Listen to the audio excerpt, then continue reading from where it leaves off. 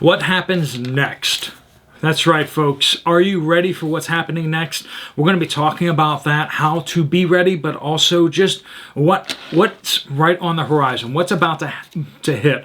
In fact, we're going to be not just talking about speculation about what might happen, we're going to be actually talking about what's already in process, what is already inevitable, basically, from what has happened yesterday and the days before. What's going to happen next? All right, so the first thing that we want to talk about is OPEC is going to de-dollarize. I mean, this has been going on for a little bit. Talks are going on behind the scenes. Saudi Arabia is talking about accepting the yuan from Dragon Country as currency for oil. That's a big deal because up until today, Saudi Arabia has reserved the monopoly for purchasing oil in dollars. This is what's been referred to as the petrodollar. Basically, the dollar is being backed up by the oil of Saudi Arabia, and has been. It is the only thing that really actually backs up the currency of the United States, the dollar. If this privileged status is revoked, that's a serious blow to the prestige and the exclusivity of the dollar. People will start stocking up more on yuans. They will stop and offload dollars from their bank accounts. A lot of central banks around the world have just stacks of $100 bills sitting in their vaults. They have a lot of dollars, and when they start deciding to change some of those reserves over to other currencies, whether it's a BRICS reserve currency, whether it's the yuan, or whatever, they're going to dump those dollars, and those dollars are going to come back and they're going to hit us on our shores. And when those dollars hit on our shores, we're going to have an inflationary storm like you haven't seen before. The dollar is going to drop dramatically in value, which means anything imported into this country is going to jump in price super high. Everything inside the United States will become more expensive, but particularly things imported are going to jump up in price.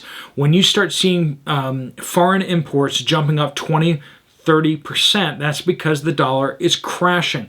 The dollar is ridiculously strong because it is the, as they say, the cleanest shirt in the dirty laundry basket, right? The cleanest shirt in the laundry basket. That doesn't mean it's clean, but it means it's cleaner than other ones. And people have been moving into the dollar because the European Union's euro has been crashing. The UK's pound has been crashing. A lot of other countries' currencies have been losing control, including the Japanese yen. These currencies are crashing in value, and so people are transferring their currencies into dollars in order to escape a lot of these effects. But, mark my words, when the dollar starts dropping, it will keep on dropping, and people start escaping from the dollar to other things, which will increase the drop more significantly. There are talks now of Saudi Arabia joining the BRICS. So that's Brazil, Russia, Iran, China, and South Africa, right? The BRICS countries. All these countries are kind of like this opposition to NATO, and the fact that Saudi Arabia, who has historically been an American ally, is looking to shift allegiances into this other economic system. Sorry, when I said Iran, it's actually India, right? And some of you are already typing that in the notes there. Thank you. BRICS, the I is India, but Iran's in that category as well. They are an unofficial member of that, so you could put two I's in there.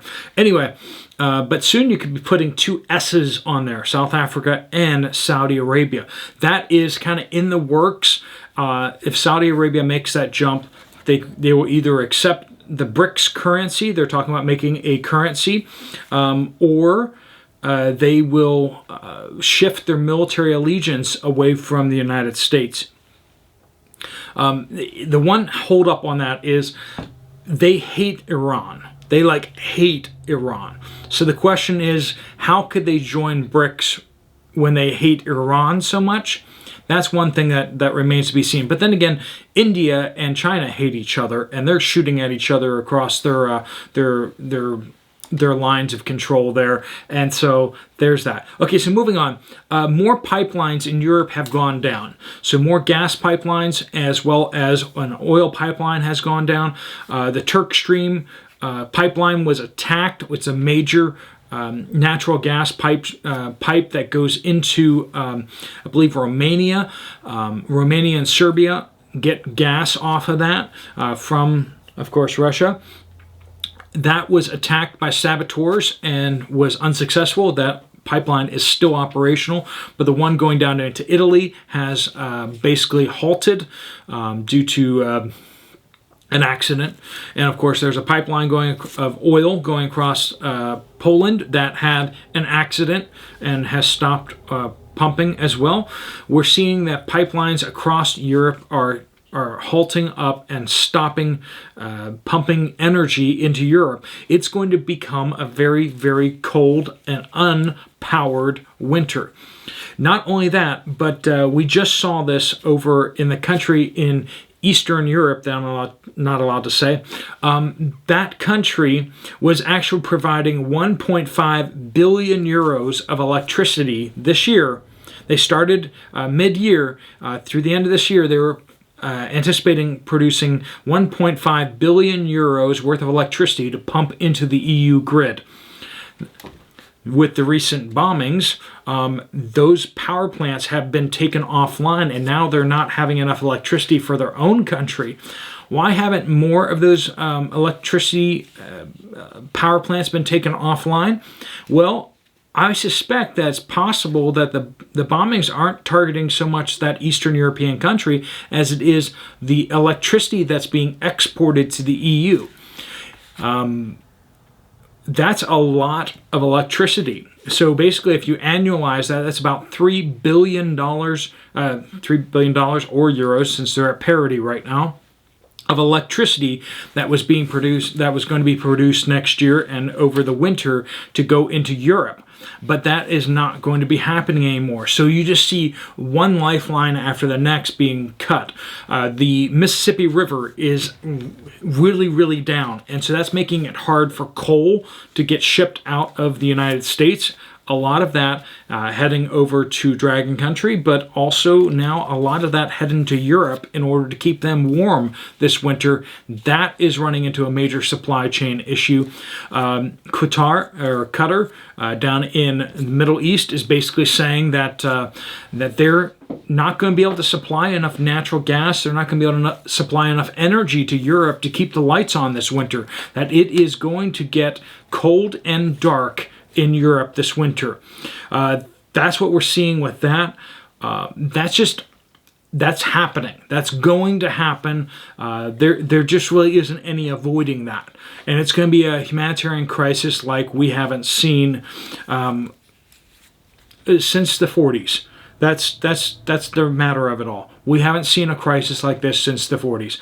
If we have cold weather hit Europe, it's going to break their power systems. It's going to break down their energy systems. Across the board, we're seeing not only that issue, but also the slowing down of the U.S. economy, the slowing down of the European economy, partially due to energy prices going up. The stocks and bonds, the stock markets are going to grind to a halt and are going to keep dropping. Just fundamentally because the companies aren't making money. And that's a big issue. The stock market's supposed to be pegged to the earnings of the companies that it represents. That has not been true historically over the last decade and a half, the last couple decades since the 2001 adjustment. Even the 2008 adjustment was actually bounced back because the Federal Reserve just started printing money. That wasn't a true correction in 2008.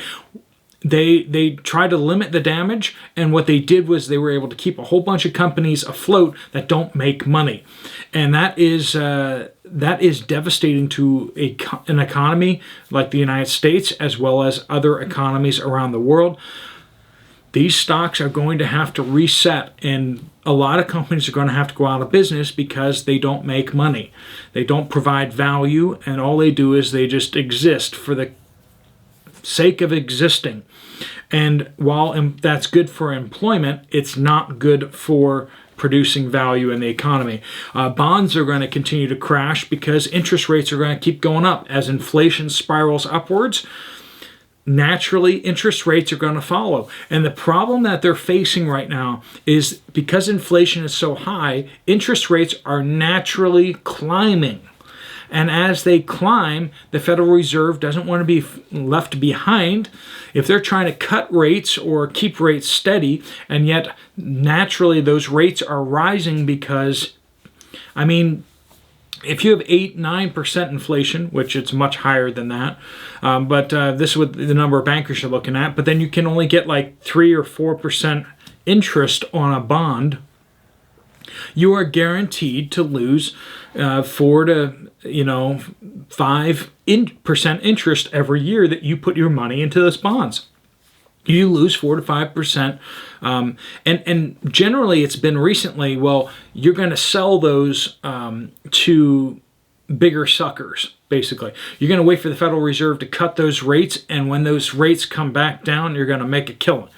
Either you're going to sell it to a bigger sucker, or you're going to wait until those rates get forced down artificially by the Federal Reserve, and then you'll make a whole bunch of money. But the problem is that with inflation the way it is, even if the Federal Reserve were to cut rates, would rates go down?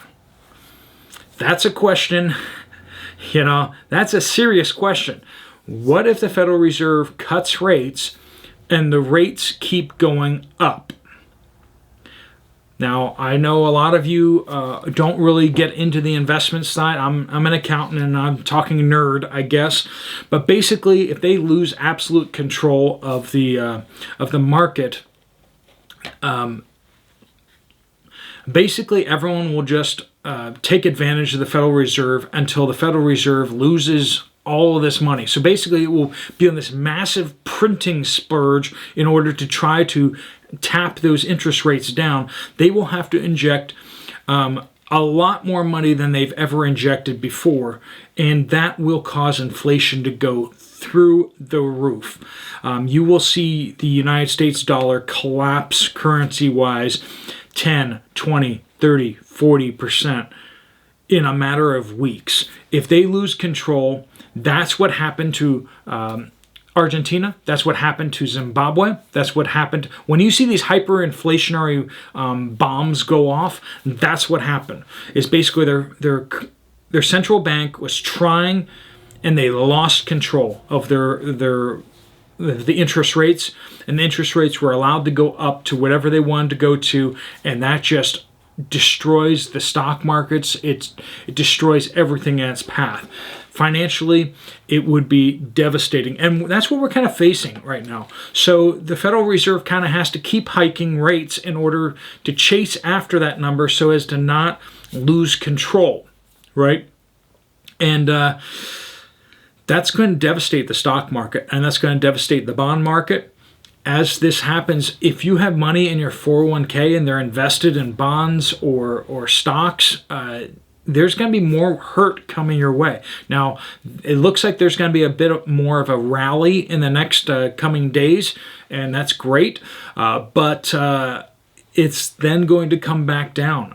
We have these bear market rallies because things don't travel in a straight direction. They're coming down, but they're going to have these bounces as they go, but it's going to continue going down because that's the way things are. Food is just going to become more and more scarce, as well as other commodities. Aluminum and zinc and other smelters across Europe that take up a lot of energy, they have been shut down. Fertilizer plants in Europe have been shut down. We're having a lot of commodities just not being made anymore. And this is huge. When the major chemical plant over in Ludwigshafen, I butchered that, sorry. That massive chemical plant at the end of the Nord Stream pipeline, when they run out of gas and they can't keep powering that chemical plant, it's going to impact thousands of products thousands of mainline products. When I start saying like animal feed, that's a product. We're talking about certain chemicals. I'm not talking about brands. I'm talking about like classes of items. Thousands of classes of items are going to suddenly become very scarce. A lot of these chemicals are used as additives in manufacturing processes across Europe as well as in the United States and other places. When that factory shuts down, this massive factory, it's going to have ripple effects throughout the world. And we're going to see more and more of that, where these power plants, these manufacturing plants coming offline are going to have unintended consequences. We're so interconnected in our global economy that it was so great going up, but as it comes back down, we're going to feel a world of hurt. And that's what we're seeing. Are you ready for these things? You need to become more self-sufficient. Whatever you can to secure your food, your finances, and your freedom, whatever you can do to secure these things, to protect yourselves from people who have not taken steps ahead of time. Get your food secured, growing your own food, animals, as best you can, or stockpile. Stockpile food like it's going out of business. I don't have the luxury of always being home, and so I have taken that route where stockpiling instead of growing, but still having the capability to ramp up food production here at the Poplar homestead, ready to do that as needed. But there's so much that you need to be thinking about food-wise as well as energy-wise. How are you going to heat your home if they turn off the power? What are you going to do if the price of natural gas becomes so high, or if natural gas just becomes unavailable? What are you going to do? However you heat your home. Do you have wood? Do you have propane? Do you have heaters? Do you have ways of keeping yourself and your family warm if you're in a cold weather climate? In the hot of summer, do you have the same thing but for keeping yourselves cool? Because it can get awfully hot in some places in the country. Thinking those things through to make sure that you can be free and not dependent upon a system that wants to control you. And a system that may not be able to provide the goods and services that you have become accustomed to. That's not conspiracy talk. In Sweden, they're already talking about losing power and what they're going to do with that. UK is talking about the same thing. In the United States, they're talking about the same kind of thing. In some places, what if power goes out? What are we going to do? You should be asking those questions too, and not just waiting for a government handout, because in a time of crisis, you will be surely disappointed in what the government comes through for you, because you will find that the government will move mountains in order to preserve itself, but it will not do diddly squat to help you.